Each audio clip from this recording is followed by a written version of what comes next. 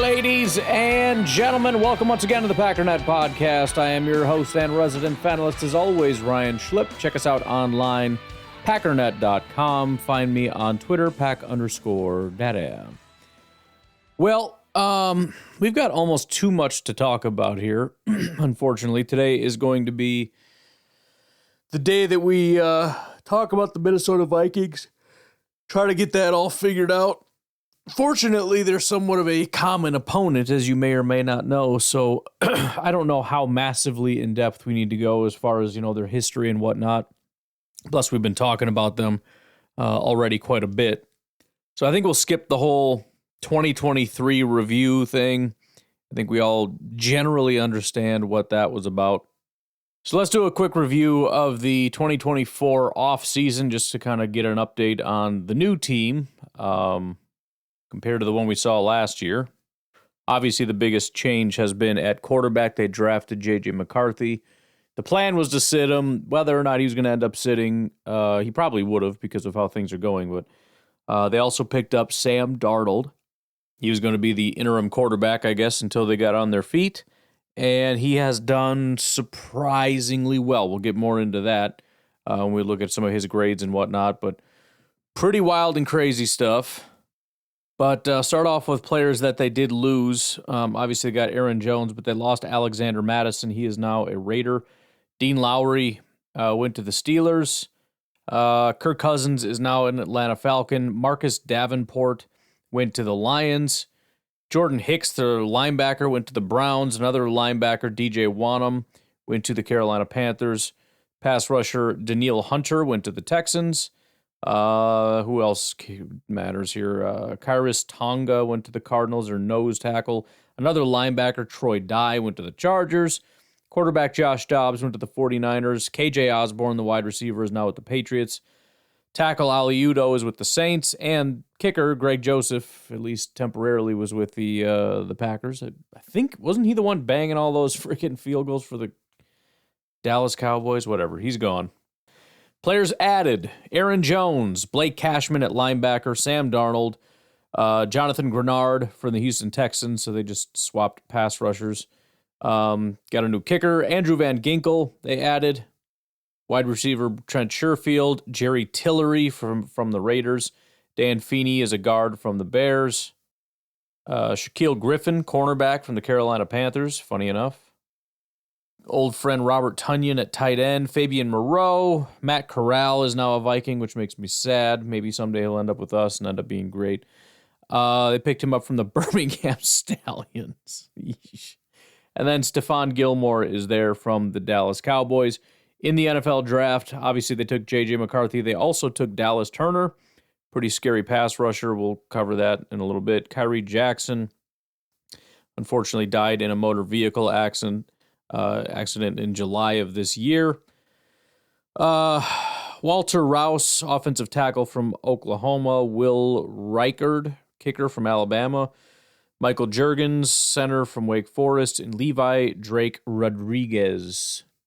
So fast forwarding to the 2024 season now, they are, as you are probably well aware, 3-0, which is not what anybody expected. In fact, I think everybody expected they would be 0-3, maybe 1-2. The Giants being a potentially, or you could even say likely win because the Giants are terrible. But 49ers, Texans, those were auto losses. Those are going to be some of the hardest games they're going to face all year. And they beat the 49ers and they beat the Texans. They have the Packers, the Jets. I mean, they don't have an easy game. Then they got the Lions, the Rams. They don't have an easy game until week 9. With the Colts.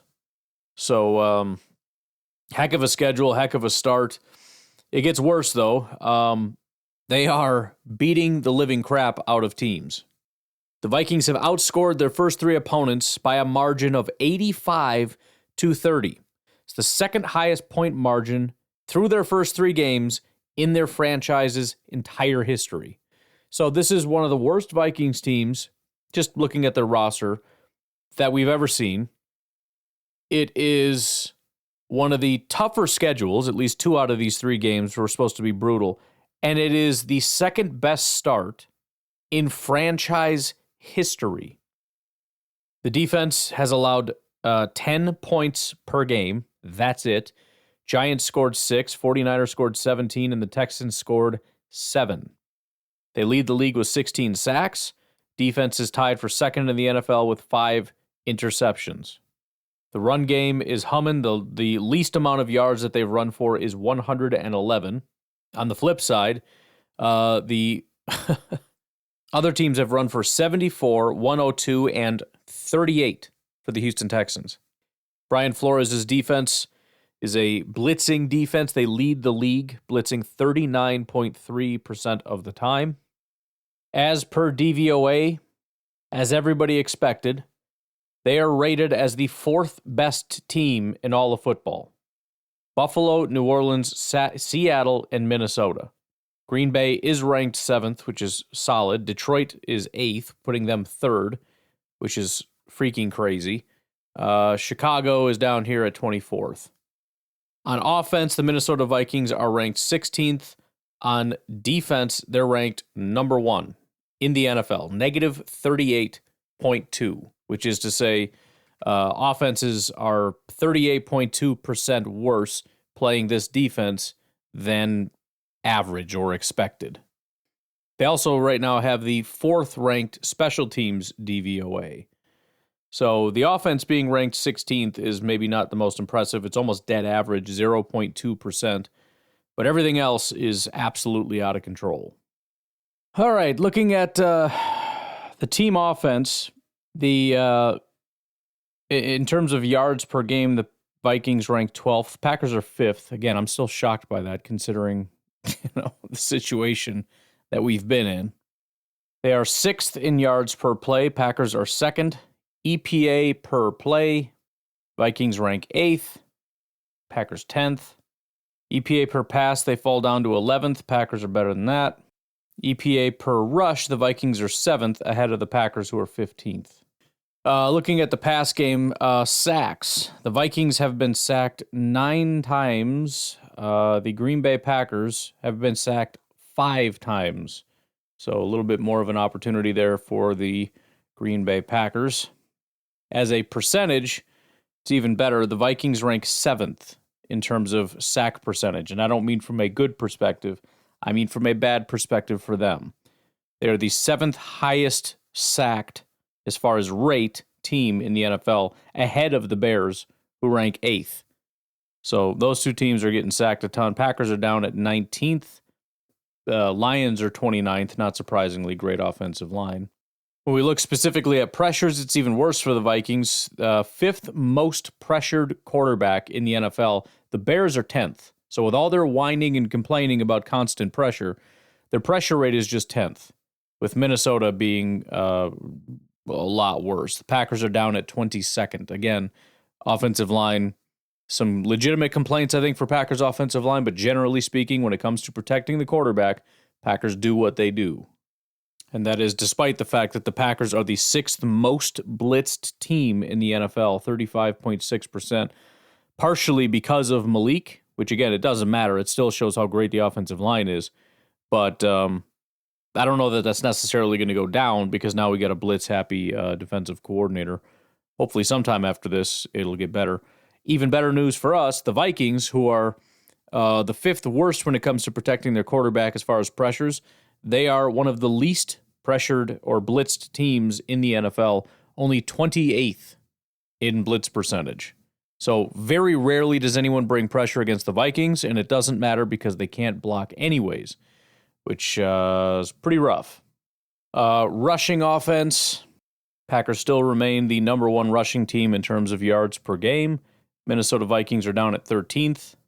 Carries that are 10 yards or more, Packers rank 2nd. The Vikings rank 11th. The Packers are tied for 1st. They have 19 of them. The Vikings have 11. But when it comes to success rate, the Vikings are better. They have the 7th highest success rate. Green Bay Packers are 21st. It's not super hard to figure that out. That's, we get a lot of yards and whatnot because of the volume of rushes. Also, Jaden Reed and Malik Willis have contributed to rushing in a pretty special kind of way. And when you're talking massive runs as opposed to like a bunch of 5-yard runs, the success rate can be low and you can still be successful. Now, remember, with Jordan Love coming back, I do expect the success rate to go up because teams are not going to simply be keying in on the run anymore.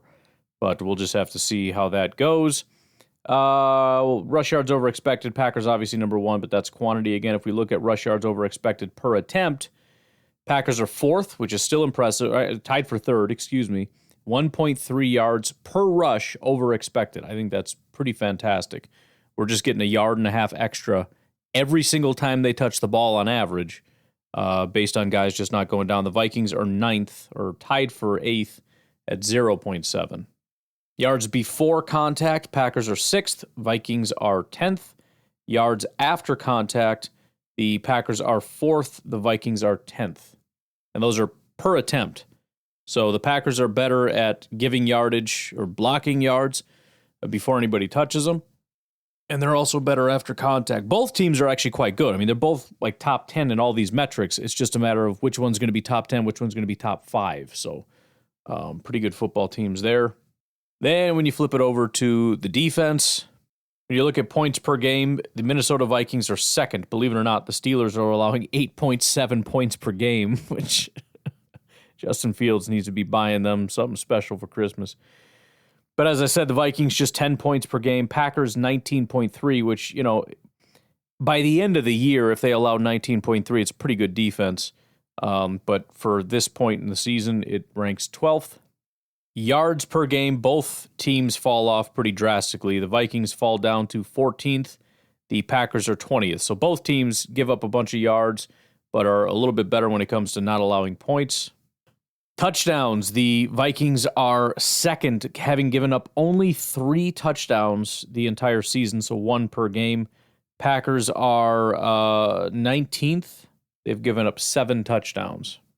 EPA per play, the Vikings are 4th, Packers are 9th. So when you get into EPA on a per play basis, it's actually a lot closer. The Vikings dip down a little bit. You got Bears, Seahawks, and Steelers ahead of them, and Packers climb pretty drastically. Now, turnovers are a big part of that. Both teams real big with sacks, real big with turnovers, so they're both pretty high. It's also a good one because, yards and all that stuff, it looks a certain way, but at the end of the day, it kind of comes down to production. Now, maybe if you project into the future, you could say that a team that is highly volatile and depending on turnovers isn't going to last very long, but for the time being, they're very disruptive teams.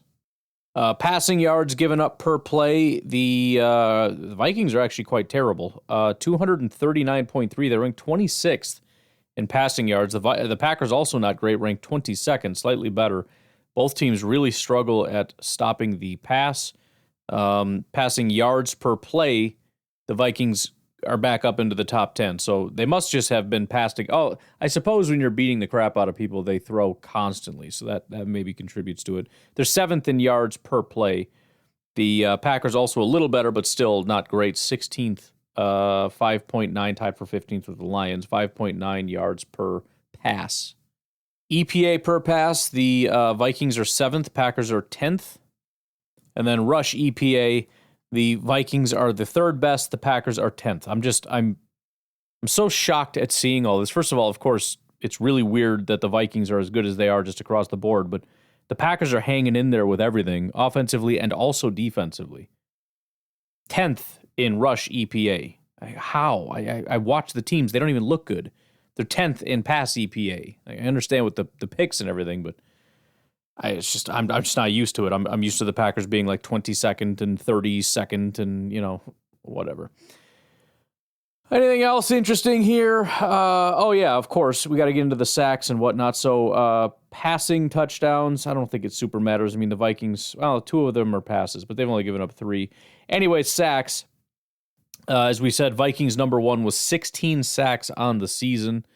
Packers are tied for 5th with 11. Again, like the 2 powerhouses here, the Packers and the Vikings. Everybody assumed Lions were number 1. Watch out for the Bears. And then, Packers maybe in there with the Bears, we'll see, and the Vikings are terrible. And that's just not what's happening. As a percentage, sack percentage, the Vikings dip a little bit, 4th, 11%. The Packers are at 9th, 9% of plays they get a sack. Vikings 11%. Total quarterback pressures, the Vikings are number one, 56. The second is the Dallas Cowboys with 48, so they generate a crap ton of pressures. I have to look at that when we get into PFF and figure out where they're all coming from. Packers, again, ninth, like just hanging in their top 10. 41 pressures on the season. As a percentage, the Vikings drop to 7th, 38.6%. Packers drop out of the top 10, but still better half, 33.6%. They're at 13th, just below the 49ers. Blitz rate, NFL Pro has slightly different data than what I had said before, but they are the second most blitz happy at 38.6. The Broncos are 44.8, but a lot of blitzing. And as I mentioned before, Packers, not really so much. In fact, almost not at all. They rank 28th. So generating pressure is going to have to come from the front four. And again, this is a great matchup for that because the Vikings are one of the worst at stopping even when you don't blitz. So I don't expect that to change. Packers, Halfley likes to bring once in a while. You got to watch. And as I said, if you didn't listen to that episode, we don't blitz a lot. But when we do, the success rate, I shouldn't say success rate, the pressure rate is very high. His ability to bring one extra guy and get a pressure. The problem is the success rate isn't massively high. It just depends on sending it at the right time, trying to make sure that he doesn't have time to find that guy deep down the field. He's going to have to dump it off or whatever the case may be. But yeah, that's more or less what I expect. It's not going to be a lot of blitzing. It's going to be very coordinated and timed blitzes with the hope that the front is just going to have to get the job done. And then run defense here. I'll tell you what, let's take a break. We're at 16 minutes. Let's take a break. We'll continue ripping through some of this stuff. We'll be right back. All right, run defense now. Teams that have allowed the least 10 or more yard runs. The Baltimore Ravens are number one with just one. Only one time has a team run for 10 or more yards. That's crazy. The Vikings are number two with just 4. So that run defense is a little rough. Packers are tied for 17th. They've allowed 10 of those. They have been very susceptible to not being able to tackle. Stuff percentage, how often do you stuff a guy at the line? The Vikings are 4th. The Packers, I mentioned this before, surprisingly high. They are 7th in stuff percentage. I don't know how that happens. EPA per rush, I think we already covered that. Rush yards over expected per attempt. The Vikings are 12th. The Packers are 29th. So this is not great, especially for the Packers. So this can come down to several things, but missed tackles would be one of the biggest ones. The bottom line is you run the ball, and there's a point at which the universe looks down and says, most of the time, this is where it ends. Now, for the teams with negatives, that means they get them down sooner than what would have been expected. Teams with the positives, like the Packers, who are way in the positives, are not getting them down at those points and are allowing them more yards than they should be getting. So that's got to be worked on. And then we'll just end with this one here, stacked boxes. The Packers are 18th as far as stacking the box, 19.4% of the time, so not very often. The Vikings even less, though, 26th with 11.7%. And I think that works to the Vikings' credit to say that we're not going to load the box. They're never light. They have the second lowest light box percentage, so that they never have a light box. They very rarely have a loaded box, which means they run their base. They run their base defense, and good luck. And so far, they've been successful doing that. So it'll be on the Packers to really stress that. And I think the Packers have done a great job of stressing that. Running up the middle has been a disaster. I don't expect that to just change, right up the, normal 11 personnel, here's the ball, run up the middle, haven't been super successful. But as far as creating a lot of movement and whatnot, I think it's done wonders as far as getting these guys kind of off base a little bit, lightening things up. And then in the second half, you see things start to lighten up. So I'm hoping, as many people have already said, Matt LaFleur stays in his bag, so to speak, and is able to kind of wreak some havoc. All right, let's take a look at their team as far as their individual players. So Sam Darnold is the man of the hour. Right now, he's one of the highest graded quarterbacks in football. He has completed almost 68% of his passes, which is ridiculous. 78% adjusted completion percentage, meaning we're going to remove drops and throwaways and hit as you throw and all that stuff. It's just an accuracy metric. 78%. 657 yards, 8.4 yards per attempt, 8 touchdowns, and 2 interceptions. He has 4 big-time throws, 2 turnover-worthy plays, a 117.3 passer rating when targeted. Now, I had said I don't expect him to stay up after week 1. He has not, but he's not gotten bad. If you look at his grades, he had an 88 week 1. It dropped to a 69.5 and then a 73.5. That's still good for 3 weeks. His completion percentage has dropped all 3 weeks. It went from a 79 to a 65 to a 60.7.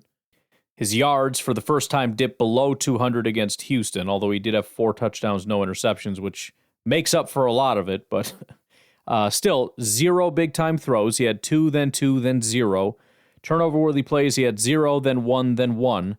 So we are trending in a direction, even though it may not look like it, right? His passer rating has stayed exactly the same, basically, for 3 weeks. But I think that there is some work to be done. And again, if you can get 4 touchdowns with 0 big-time throws, that's the offense working around you. So I think that's going to be more the concern than Sam Darnold. Sam Darnold is operating very well in this offense. There's got to be a level of disruption, and as well as just not allowing the head coach, the play caller, to just completely confuse the crap out of everybody, and he just throws all over the place. Pressure is also a big one. He still plays very well under pressure, which is super annoying. Almost 40% of his dropbacks he's under pressure, which is really high. He has almost a 70 PFF grade, 68.2. He is 12 of 25 for 107, 4 touchdowns, and a pick. But pressure is important because when he's not under pressure, the 61% of the time, he has a 90 PFF grade, 41 of 53, 77%, 550 yards, 10.4 yards per attempt, 4 touchdowns, 1 interception. Now, 90-yard receptions and whatnot will help your stats, but he has 3 big-time throws, 2 turnover-worthy plays when not under pressure, 127 passer rating. So look, is Sam Darnold freaking the next Pat Mahomes or Tom Brady or Aaron Rodgers? No, he's not. He's playing good football because I think he's playing in a very good offense right now. Looking at the receivers, obviously Justin Jefferson is top dog. Jordan Addison has been out for several weeks, but that is their number 2. And presumably Jalen Naylor is the 3. He's been kind of filling in a little bit, but I mean, it's the Justin Jefferson show.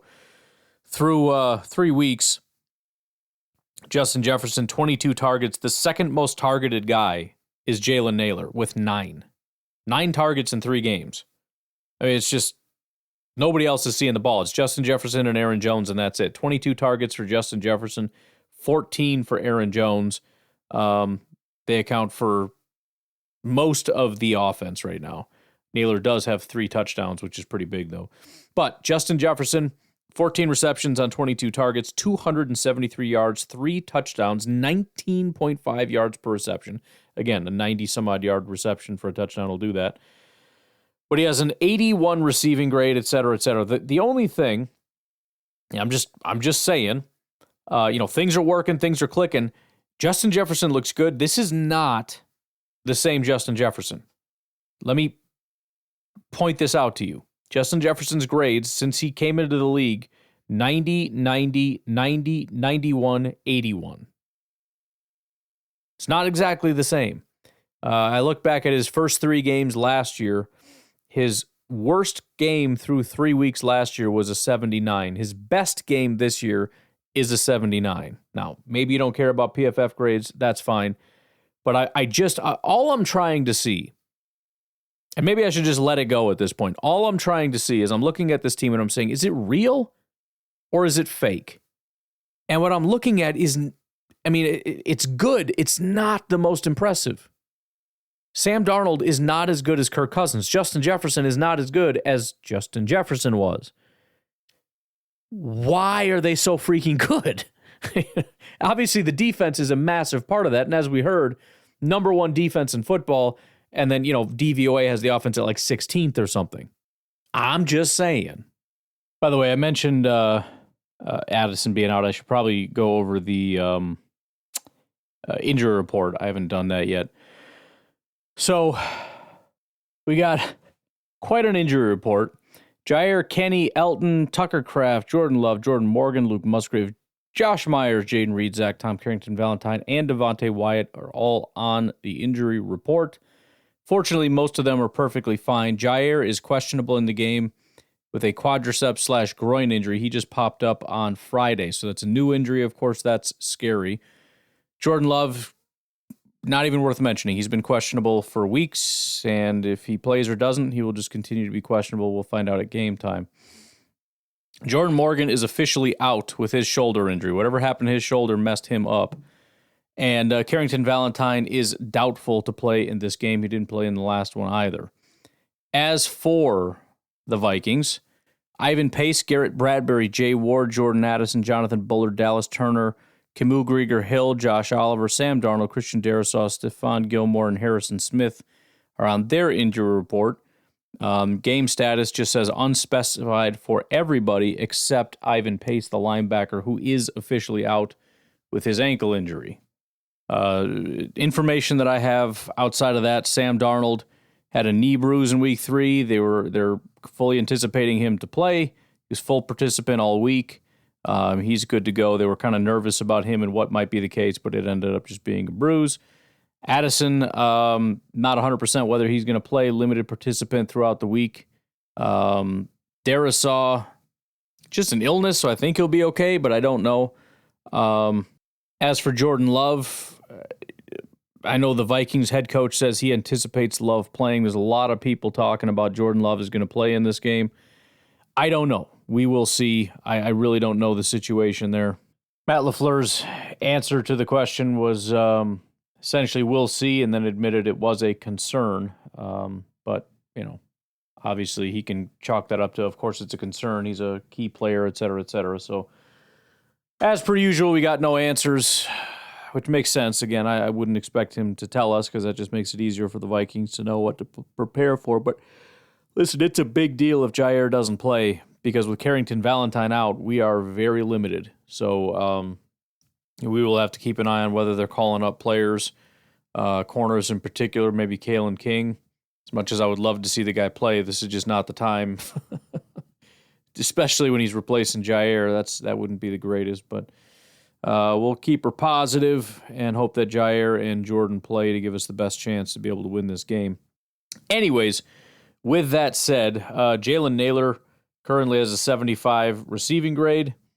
He has been the biggest, whatever. Jordan Addison, in the one game he played, 4 targets, 3 receptions, 35 yards, just a 68 grade. Matt LaFleur talked about Jordan Addison saying he's essentially a number 1. I tend to think he's just being polite as he typically does because there's been no evidence of that. Top tight end is Johnny Munt, 8 targets, 5 receptions, 47 receiving grade, 45 PFF grade. Them being out there without their top tight end has been a pretty big blow for the team. And, of course, Aaron Jones, 12 receptions on 14 targets, 97 yards, and a touchdown. 81 overall grade, but just a 64 receiving grade. So for whatever reason, they're not super thrilled with his receiving. But they got a good group, especially with Jalen Naylor playing well this year, and Aaron Jones and all that. Even without a tight end, it's a solid group. Running the ball, Aaron Jones has an 85 rushing grade, 42 attempts, 228 yards is 5.4 yards per attempt. That's shockingly about average for him. 1 touchdown, 1 fumble. Ty Chandler is the other back. Similar to what happened in Green Bay, there's a pretty decent rotation. 25 attempts, 112 yards, 4.5 yards per attempt, just a 66 grade. So pretty similar to what we had in Green Bay. You got Aaron Jones, and then you got other guys that have to give him some breaks, but you don't really like it because they're just not nearly as good.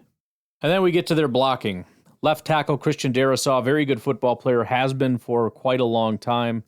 He has a 72 pass blocking grade and an 85 run blocking grade. The stats aren't the greatest, though. 2 sacks, a hit, and 4 hurries, 7 total pressures on the season. It's not great through 3 weeks. Darisaw also is off to a terrible pass blocking start compared to his normal standard. He kind of broke out in 2022, had an 82 pass blocking grade, then an 85 pass blocking grade, just a 72 now. For further context, if you look at, for example, 2022, he only had 5 sacks given up. He's almost halfway to his entire season of sacks in 2022. And then he only had 20 total pressures. He's at 7 already. He's more than a third of the way there from what he had in 2022. Now, 2023 was a little bit higher, but still, he's a third of the way to his sack total from last year.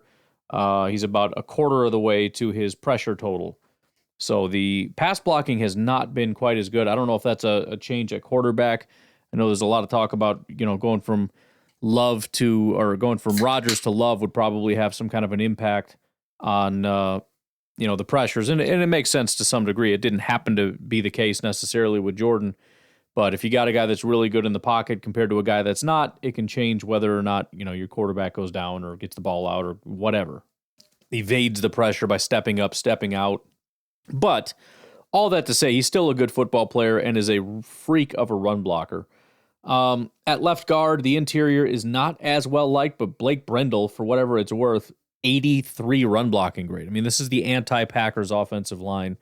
83 run blocking grade, but a 64 pass blocking. Only giving up 1 hurry, which clearly is not terrible, but PFF does not like Blake Brendel as a pass blocker. I mean, comparatively. Garrett Bradbury is a very weird case, actually. He's been pretty bad for a while. Kind of an interesting thing. So overall, 77 run blocking, which just the weirdest thing ever. They've been really good with their run blocking lately. Kind of out of sorts, to be honest, also. I kind of want to go back to Blake Brendel here for a second, but we'll go back there in a minute. The pass blocking for Garrett Bradbury, though, is a 40.6. He's given up 1 sack, 1 hit, 8 hurries, 10 total pressures, and 3 penalties on top of it. So Garrett Bradbury's been a bit of a disaster. Imagine like Rasheed Walker, but he can't pass block. That's sort of the situation. The other thing, though, that's really weird, Garrett's not generally a very good run blocker. Last year he had a 65 run blocking grade and a 50 pass blocking grade. The last 2 games have been great. Pass blocking, he's kind of intermittent. He's very much like Sean Ryan. His pass blocking grades have been, just to a bigger extreme, 27, then 78, then 29. So when I say he's got a 40 pass blocking grade, that's generous because 2 out of his 3 games, he's been graded in the 20s as a pass blocker. He is an absolute disaster. However, against San Francisco, 85 run blocking, 78 pass blocking, you just got to make sure you don't have one of those days against Garrett, and that's going to come down to our defensive tackles not playing like garbage. Also wanted to mention Blake Brendel just because he is also playing completely out of sorts. So the offensive line is playing above and beyond, with the exception of the left tackle, whose pass blocking is down a little bit. But, the guard and center, like Blake Brendel, for 3 years, has had almost the exact same grade in Minnesota. 55, or 53, 55, 55, and now 76. Run blocking, 55, 61, 64, 83. Like, what the heck are we doing here? His pass blocking grade is up a little bit to a 65, but he's also like a Sean Ryan when you look at his grades here. 87 week 1, 29 week 2, and then 78 week 3. I don't know if it's just entirely coming down to the people that are across from him, the scheme, whatever the case may be. I'm hopeful for Hafley because he does a really good job of, stunts and twists and bringing extra guys and confusing offensive lines and causing them to make stupid mistakes. Anyways, continuing at right guard, Ed Ingram continues to be a disaster for the Minnesota Vikings. His run blocking grade is a 64. His pass blocking grade is a 27. He's given up 2 sacks and 8 hurries, 10 total pressures. Just, the grades, Garrett Bradbury was like this, where I was like, I've never seen somebody as bad as a pass blocker. He got marginally better, and then they draft Ed Ingram in the second round, and he somehow is worse. In week 1, his pass blocking grade was a 9.3, where he gave up a sack and 5 hurries. Against San Francisco, he had his best game, where he had a pass blocking grade of 50.3. And then in week 3 against Houston, it was a 39.1. The guy is a disaster. I don't know who their backups are, but they need to be starting. At right tackle, They got Brian O'Neill, another really solid tackle. I've always kind of compared the two, to Bakhtiari and Balaga, whereas, I'm not saying exactly the same, but Brian O'Neill, maybe not quite as good, but, decent, solid tackle. However, he is off to his lowest pass blocking grade since his rookie year with a 68.7. His first two games were decent, 74-73. This last week, 55. He hasn't given up any sacks or hits, but he's given up 5 hurries already this year. And then his run blocking, it was a 90 week one and then a 60 and a 61. So that's taken a hit the last 2 weeks. The weird thing that I've noticed about the offense is all the superstars, maybe with the exception of Aaron Jones, are underperforming. Everybody they're fine. They're not bad, but they're not as good as they have been for the prior years. And everybody else, with the exception of a couple offensive linemen, are overperforming. Their left guard is overperforming. They've got a wide receiver that is overperforming. The quarterback is massively overperforming. There's a lot of that going on.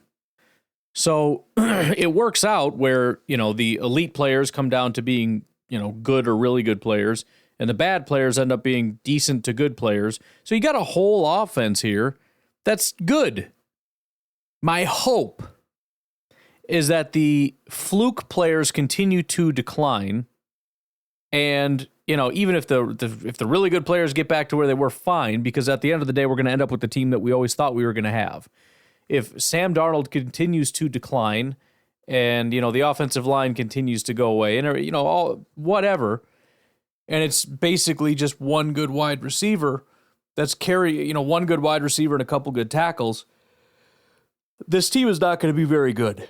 But my confidence that happens by the end of the year is a lot higher than it is that it's going to happen this week in particular. If it does start to happen, I think it's going to have to be at the hands of Jeff Hafley and our defensive pieces. You're going to have to exploit this weak offensive line. You're going to have to get pressure on Sam Darnold and cause him to make mistakes. I can't ask you to make the wide receivers suck because, at least in the case of Justin Jefferson, I don't expect that to really happen. Although, taking him away is certainly an option. But he's going to show up and he's going to be talented. All right, let's take our final break. We'll come back, take a look at the defense, and then we'll get up out of here. All right, defense. We're going to just do what we always do. We'll kind of go from the interior and kind of wrap our way around. So looking at this number 1 ranked defense, and again, we really got to figure out where this is coming from, especially the pressure, sacks, and whatnot. And really, it's one guy in particular, but we'll get there. Unlike some of the other teams we've faced, this team is a little bit more like the Packers, and where there's a healthy rotation of defensive tackles. You got your top 2 in Harrison Phillips and Jerry Tillery. Kind of surprised to see Tillery being average because, I kind of liked Tillery a little bit in college, but he is just bad. But anyways, those are the top 2 at about 100 snaps. But then you got Jonathan Bullard at 87, Jihad Ward at 83, Taki Taimani is at 37, Jonah Williams 23, Jalen Redmond 16. So there's a lot of guys, and it's kind of more of a gradual spill down. But the main guys, Harrison Phillips 28, going on 29 years old. He had a flurry. He had 1 good year with Buffalo. 2 good years with Buffalo. He was bad year, good year, bad year, good year. Minnesota picked him up, and he had a good year in 2022. I can't say the last 2 years because this year just started, but not off to a great start ever since. Last year, he had a 59 grade, 65 run defense, 42 tackling, and 53 pass rush. He had 21 pressures on 438 attempts. That's terrible. For a guy that is not a nose tackle, to have like a 5% pressure rate is wildly unacceptable.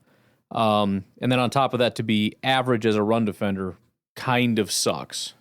So far this year, good game against the Giants, 80 overall, 73 run defense, 72 tackling, 72 pass rush, 2 pressures and a sack on 20 attempts. I mean, it's a good game. Problem is, after that was a 60, after that was a 50. So far, he's got a 65 overall, 62 run defense, 37 tackling, 63, average across the board. Pass rush stats, though, again, 4 out of 70.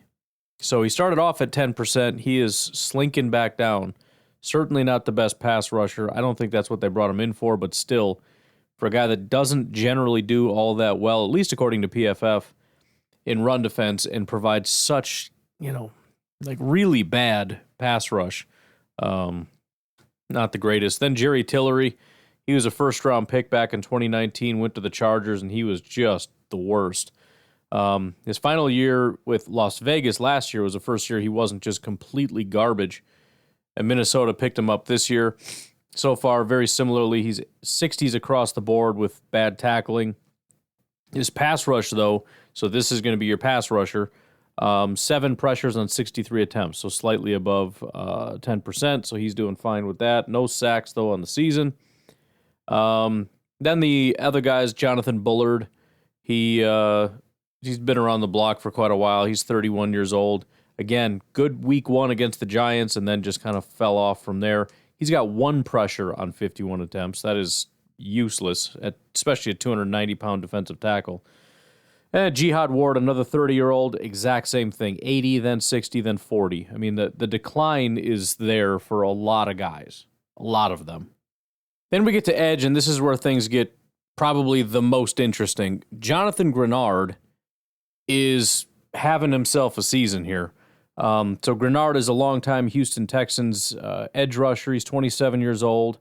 He's had some good seasons. 2021 and 2023, he graded out pretty well, especially 2021. Not a remarkable pass rusher. So 2021, he had 27 pressures on 215 attempts and 8 sacks. That's good. 2023 was 48 out of 405 and 14 sacks. So the sacks are real good. The pressures are fine. I mean, it's solid. I don't know what that is, 12% or something. So far this year, though, he has 17 pressures on 105 attempts and 4 sacks in 3 games. It's not a number where you say it's completely unsustainable. It's 16%. Rashawn Gary's highest was like 18% for a season. So it's not unsustainable. But it is freaking ridiculous, especially for a guy who doesn't have very good pass rush grades. Again, I don't generally care about the grades, but I wonder with lower grades if maybe we're trending in kind of flukish territory. Against Houston in particular, he had 5 pressures and 3 of his 4 sacks in this last game. Still, they didn't give him a good pass rush grade, which I just don't understand. I mean, there's 36 attempts. We're talking about 5 of his attempts, but still, he must have been dog crap in every other snap. I don't understand. I mean, at some point, you got to throw a guy a bone. You had a 3-sack game. I'm just giving you a good grade. But, again, 60, 62, and 73 are his grades. So, for whatever that's worth. Then they got Andrew Van Ginkel. This guy has been real up and down for Miami for years. Sometimes he's average, sometimes he's freaking out of control. Last year in 2023, he had a 91 PFF grade, 76 run defense, 91 pass rush, and even an 87 coverage grade. He comes in here. He's got 8 pressures on just 64 attempts and 3 sacks, which is pretty remarkable. I mean, not quite as remarkable as the last guy, but it's worth noting he had his one really good game. The stats have been consistent. But as far as the grades, again, destroyed the Giants. 91 PFF grade, 96 coverage grade. Run defense was not very good. Then he had a 60, 66, and then a 60. So one elite game, and then down from there. Average and average. Pat Jones, guy they drafted a few years ago, he's got an average grades pretty much across the board, aside from run defense, but really the big story here is he had a great game against San Francisco and was horrific against the Giants and the Houston Texans. Dallas Turner, their first-round pick, he did not play week 3, but so far it's been kind of slow. He does have 3 pressures on 32 attempts, so he's right at 10%, including a sack. But he had a 41 PFF grade in week 1 and then a 66 in week 2. He's at a 48 overall grade 59 run defense, and 56 pass rush. Now, it's only 2 games, but as far as him just coming out of the gate, just screaming, doesn't look like that's going to be the case. Linebackers, they've got 2 main linebackers, but with Ivan Pace out, that means Camus Grieger-Hill is going to be the guy, and that's kind of bad news for the Vikings. So Blake Cashman, he's a good football player, another guy that's, pushing 30, he's 28, but he's been solid for almost all 3 weeks. He had a 60-ish grade around week 3, but the run defense was still pretty solid. The pass rush isn't there, but he's an inside linebacker. It's not as important.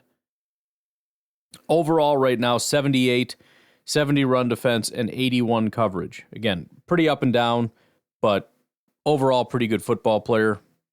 He also came from Houston. He was terrible for about 4 years and then kind of broke out with Houston. Seems like Minnesota's trying to cash in on that. They're finding these guys who had like one good year, which usually doesn't pan out when you go grab those guys, but a lot of them are paying off. The other linebacker, Camus Grieger-Hill, has been a bad football player kind of just forever. Now, the 30-year-old that Minnesota just picked up, that's another thing to keep in mind here as I go through this. This is a lot of patchwork. Seems as though they must have lost a lot of guys and really needed to go out and figure something out, and so they, without enough money to pay, top dollar, found a bunch of guys that are kind of on the, the ends of their deals or ends of their careers. But since his time playing, at least, say at least 100 snaps in 2018, grades were 63, 60, 50, 44, 29. Slight bounce back to 48, if you can call it that. The one game he played was last week. He had a 53.7 grade, which, strangely enough for him, is, not bad. He's definitely a smaller guy, somebody that you expect to be more of a coverage type. We'll see. I mean, he's got a pick and a pass breakup in this last game, apparently. I don't know why he didn't get graded higher, but anyways, that's what you're getting from him. Then they got the 3 corners. Stephon Gilmore, 34 years old. He's still playing decent football. He had his heyday in 2018 where he blew up. In 2019, he was still quite good. Hasn't been the same since, but he's still 70s, every year. So far this year is about the same, although it was kind of that whole good against the Giants, and then after that, again, at least as far as the grades are concerned, 75, then 64-62. His coverage was 75, then 54-61. So far, he's given up 16 receptions on 19 targets for 135 yards. No touchdowns, picks, or pass breakups. Your other boundary corner is Byron Murphy. Murphy was a second-round pick. Some thought he would be a first-round pick, if I recall correctly, but he was with the Arizona Cardinals for several years, never really panned out. His grades were 50s and 60s every single year. So far, he's got a 48 grade in Minnesota, 60, 60, and then 32 against Houston. Again, as I read this, I have no idea what is contributing to their success other than, the pass rush, because these are not massively elite football players. Then in the slot, they got Shaquille Griffin. He was with Seattle for quite a while. 3rd-round pick. Went to Jacksonville for a couple years. Last year, he was with Carolina and Houston, so he's getting passed around quite a bit. So far this year, he's got a 60 grade, pretty steady, 50s and 60s every week. Coverage, 50, 69, 58. He's given up just 4 receptions for 42 yards, and he has a pass breakup, so not a lot getting thrown his way, at least. He is a speed guy for sure. He's 29 years old, but I'm sure he's got a little juice left. That's going to be... Oh, no, he's not a slot guy. Who the heck is in the slot? I have no idea. It doesn't matter. That just leaves us with the safeties. And, of course, we got to start with... I guess we'll start with him. Harrison Smith. Harrison Smith seemed to be really, really declining in his career. And again, I tend to think he's going to continue. I think he's punching way above his weight. I don't think he's nearly as good as he's been putting out these last 3 weeks. Just to give you an idea, his last elite season was 2019, which feels like it wasn't a long time ago, but it was 1, 2, 3, 4. It was 5 seasons ago. This is the 6th season past. He had an 89.8 grade. Then it was 74, 77, So down, but still good. Then it was 69, 69. Now he's at an 84. Again, like everybody else, destroyed the Giants. So that's pumping his grade way up. Against San Francisco, he had just a 63 grade. Against Houston, it was a 73, but that was mostly run defense. The coverage grade was down in the 60s again. So I think as time goes on, you're going to see this grade start to dip. It's going to take a while because he got a 90, unless he just has a completely terrible game. But, I mean, he's still a good football player. I don't think we're going to see 2019 Harrison Smith at almost 36 years old now. Then we have Cam Bynum. Cam Bynum is he had a breakout year last year, so he's a 4th-round pick. Didn't really play in 2021. 2022, he was kind of bad. 2023, 73 grade, right? 70 coverage, 80 run defense, really solid season. So far this year, 64. He had a 71, a 49, and a 67, so he's not off to the greatest start in the world. Coverage grades were 68, 52, and 64. He's given up 4 receptions for 41 yards. He does have an interception, though. Again, the turnovers are huge.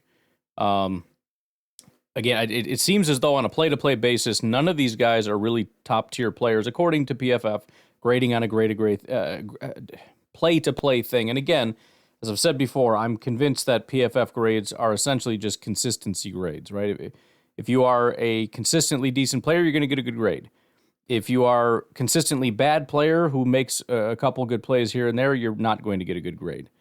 And again, well, how could you do that with an interception? Again, their grading scale only goes up to 2, which is why I call it a consistency scale. Because a 2 can be, wiped out very quickly with a couple bad below average grades, especially when you got 55 coverage attempts. So that was one of them was an interception. What were the other 54? How quickly does that grade drift? And it was still a 64.5, so it was a above average grade.